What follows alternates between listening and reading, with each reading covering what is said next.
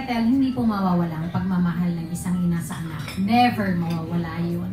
Pero minsan may mga anak na kailangan din naman bigyan ng kung tawagan natin yung tough love. Kasi minsan, sa totoo lang, may mga anak na nawawala ng respeto sa mga magulang. At kailangan nilang malaman na dapat irespeto ang mga magulang. Siguro, pag binigay yung tough love na yun, baka matututo sila sa salitang pagmamahal at respeto sa mga magulang nila.